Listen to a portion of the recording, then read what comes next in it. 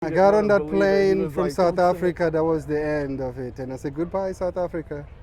Are we good? He's like, I'm already rolling. Bakithi Kumalo, I'm saying it right? Yes. How do you pronounce your first name? It sounds like a D on the end. Yeah, it's Bakithi, So but a to T. pronounce the T, it's like, it's like a deep G, Bakithi. And how do you pronounce your last name? I want to be Kumalo. Kumalo. So I've Yeah. been saying it kind of right. Yeah, Kumalo, you've been saying it right.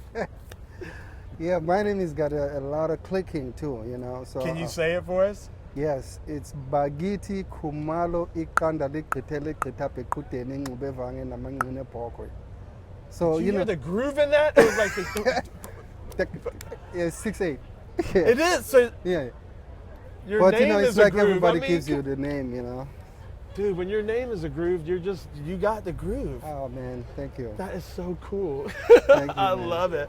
Thank So you. you started with Paul 30 years ago. What were you doing in South Africa before that? Man, I was trying to survive. There was so much problems. Our leaders, Nelson Mandela, was in prison, and it was just chaotic. A lot of problems. But at the same time, I would spend time with the musicians, just to figure out and learn no school. Yeah. I started my English during the Graceland, when we did the Graceland, Wow. and it was very difficult because I couldn't communicate with my bass tech, and he was speak English, and he's from England too, and it was like, oh man, I can understand this guy. Somebody explain this to me. Wow. But yeah, and I was also doing a lot of recording with the traditional South Africans, and just all kinds of stuff, trying to survive.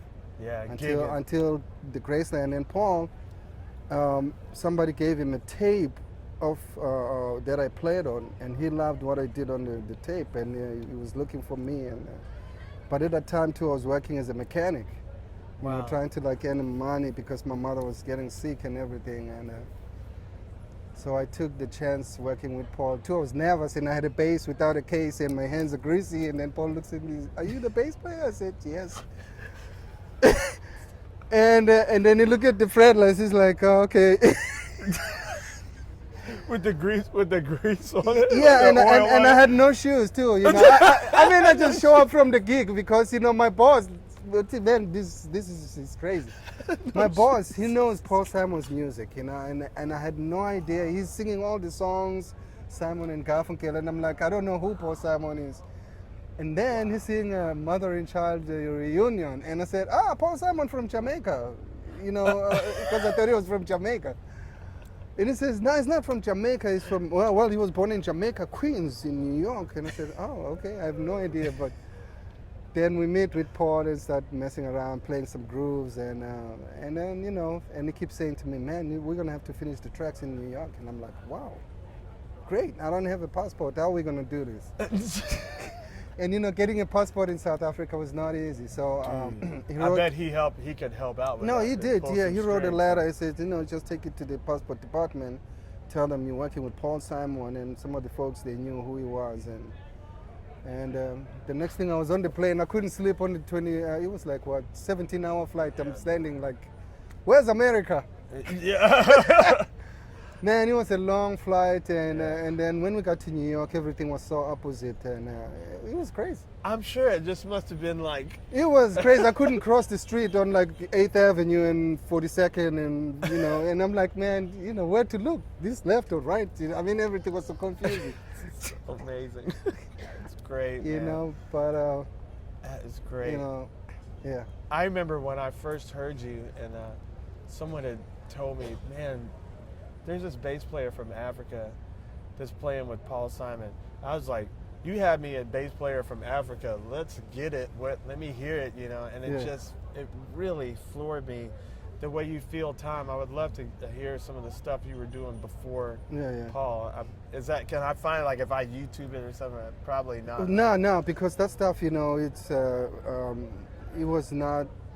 You couldn't even find in the record stores because it's the people from the village. I spent a lot of time with the people from mountains, Yeah. Lesotho, and two, that's why I got the fretless, because when I listened to the music, I thought the fretless would be really perfect because the fretless has that voice, you know. Wow. You can do all the slides thing Yeah. and double stops, and learning the music for the first time is not. I hear you. I hear you, You're bro. like, me. Yeah. Yeah. But I mean, wow. Because when I first heard you, it was the whole thing, the fretless, the rhythmic.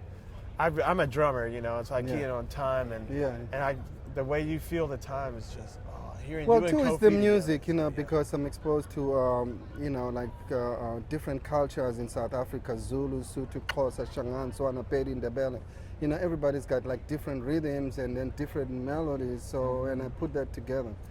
And two, the fretless was the cheapest instrument I can afford to buy, because the fretted was very expensive, but. Interesting. And then I got the fretless. It was a problem too, you know, when I play with the singers, they hold their ears, you know, because it's like the tonation was little. It took you a while to get. Yeah. My friend, are you in tune? I said, yes, I am. You know, I play the open string. Yes, it's in tune. But now when you play, why is... So I kind of figure out how to, you know, get it. One of my friends brought the Jacko's record. So when I listened to Jacko and then I played my fretless and I said, wow, this sounds just like that, but how is he doing this stuff? Yeah.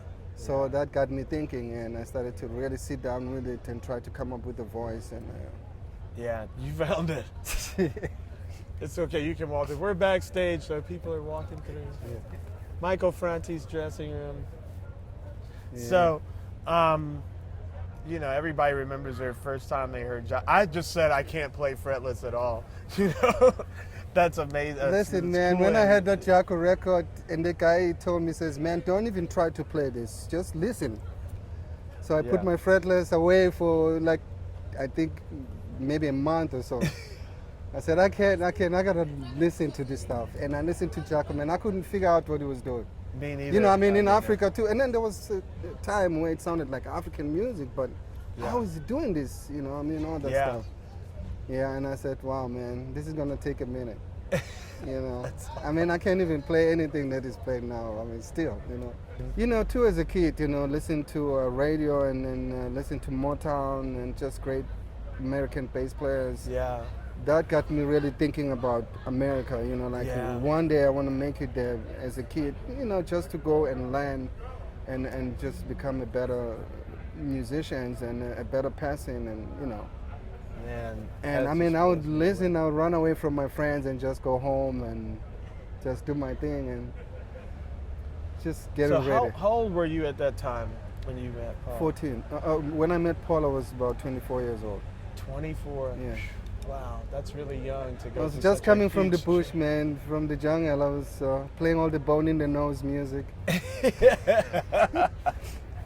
He's joking because he gave me a compliment the other day. He said, no. Man, you took me home, and I said, thank you. That was the best compliment I ever got. He goes, man, real. That was bone in the nose, dude. That was like, oh, yes. That was real. When he played that bass. The bass banjo. Oh, my the banjo goodness, bass. man. That thing just took me. I was home for a minute. And I said, no. I mean, I could die now. Man, and you sounded so good, man. It was unbelievable. Bone I was mad when they told us we have to leave, and I said, no, man, I got to stay. I got to listen to Oteil, you know. Oh, it was great, man. What a great day. I was so glad to get to hang with you. Yeah, man, you know.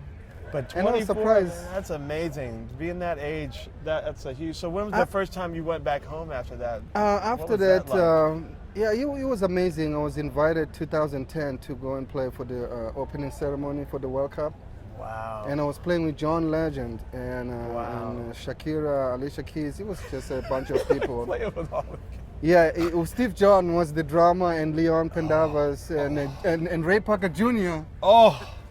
Man, I was so nervous. And I said, oh, dude, man, I would can't believe I'm playing with Steve. Steve is like, man, here's the music. Just, I can't go to South Africa without you. You know, you from there, so you need to come with us.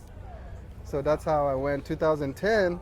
And then I was invited again 2011, and then last year we went with Paul to do the 25th anniversary Graceland. It's been a really long time since you've been back. Huh? Yeah. To play for like 80,000 people, it was unbelievable for me.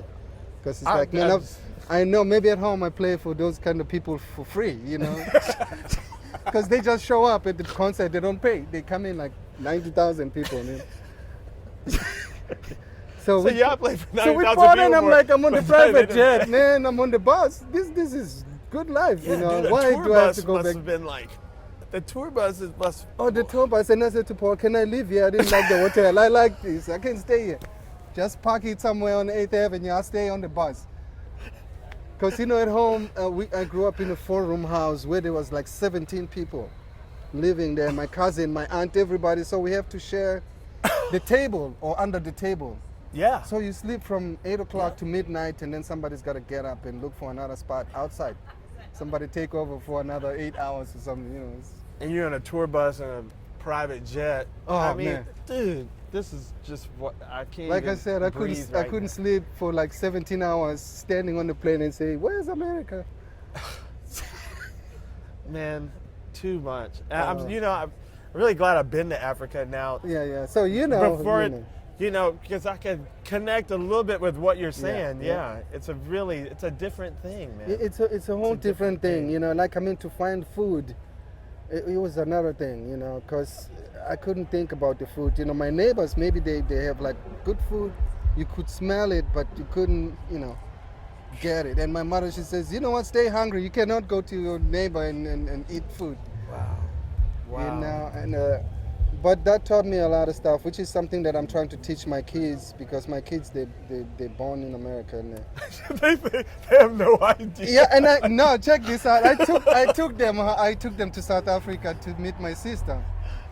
So we from the airport we drive to my sister's house. As soon as we get to my sister's house, they see the dogs, you know, like African dogs. Yeah. And the cows. Everything is like, you know, loose. And then my sister's house, there was like little monkeys. They like running. My youngest daughter, she says to me, "Dad, are we gonna stay here?" I said, "Yes." And then she says, "No, you have to find a hotel." I am not staying here. And first of all, we need the TV, and we need to get our phone working. And I'm like, one generation, just like boom. And I said, "Didi, this is Africa, you know. This is where your father came from." Says, I understand, but we need to go to the hotel." She said, "I understand, but whatever." And my wife, she's like, "Man, we're not going to stay here. We're going to say hello to your sister and then go back and stay in the hotel." I said, "No problem." It's just epic, man. Yeah. Epic. Well, I really enjoyed what you did with TTB. When they said that was your first gig, you know, down into the set, I was just like, "You've got to be kidding me." So you're really Yeah, well, you know, too, I did my home. homework. You know, I respected the gig. You know that you don't just show up and play. You know. Yeah. Because there's a lot of insight that you need to know. So Yeah. my thing was like, I can't hang out. Just go straight to the hotel, pay Yeah. attention, listen to the music. Yeah. And I try to come up with my chart so that really, because there's not much time. So, Yeah. but, yeah, there was no time. 3 days rehearsal, and I'm like, oh man, you know, with Paul we rehearsed like 6 months. Yeah. Play one song for like 3 weeks, you know. But no, this when one you're is at like, the road man, gig, you hit the ground running. Yeah. yeah, and you know, but everybody's been helping, you know, and Yeah. Kofi's been really helping, and And Kofi, you know, there's something about, and I think it's because you're from Africa, and there's just that groove thing that he Yeah. I could tell by the way he plays with you watching. Yeah. I was like, oh yeah, he's digging. He's got the bone in the Bakithi. nose now. Oh, totally. Well, you know, Yeah. he's had it for a long time. yeah, yeah, you know, just talking to him really, you know, and I'm really learning a lot, and you know, for also it's much easier to talk to him because you guys grew up together. Yeah. He's your brother. He taught me everything I know. So you know, and he knows a lot of stuff, and Yeah, but, and we crafted the gig together, so all the inside, and he's got perfect pitch, so there ain't nothing I'm doing he can't tell, you know. But I Yeah. like you're bringing your own thing to it, you know, and this is your first gig. Yeah, like, yeah. man, I can't wait to hear it 6 months, 8 months down into it. It's gonna be really cool. Yeah, you know, because, you know, I mean, I still have to bring that home thing, you know, but first, you know, just get to know, for sure. what's going on. And then later on, I can, you know, take the tribal and use the fretless, you know, and Absolutely. come up with some different things. So you play guitar too, huh? Yeah, acoustic guitar. You have to, you know, I mean, when you play the bass, or you got to know piano or guitar, you know. Yes. To know all the- I would like to think everybody thinks that. See, you heard. 'Cause Yeah, I I'm mean, like you know, Jocko encouraged- played the piano. Yeah, man. You know, so you have Just to know. play another instrument. Like I That's played really, drums, my first you know? instrument was the saxophone, and Ah. then I just moved to guitar, and then the bass player left the band in South Africa, so I took over the bass and I started the guitar. So you play drums too? Yes, Yeah. yes. I'm trying to get all the bass players, but students and stuff, that play No, drums. no, man, that, come on. because when you play drums, then you can connect. Yes. You know, you're like the heart of the music, so Yeah. you gotta know that. You know, Yeah. which is Absolutely. You gotta My play. theory is that everybody's a drummer. Yeah. My brother is a better drummer on flute than He's a lot of drummers that I've worked with. I mean, he's just, his rhythm is unbelievable. yeah, you know, it's sick. It's sick. Because like that's the whole thing is the heart, you know. Because if we don't have that, man, we're in Yeah. trouble. Yeah, Well, man, I don't want to keep you all day, but man. Oteil, wow, what Thank an you, man. awesome, what an awesome story. Just amazing, and Thank you sound man. so Thank great. you. Thank you Thank you for being Thank such you. a good You're cat. my favorite, man. Ah, well, You're my favorite. You know, that really, means really. a lot to me, Really. bro.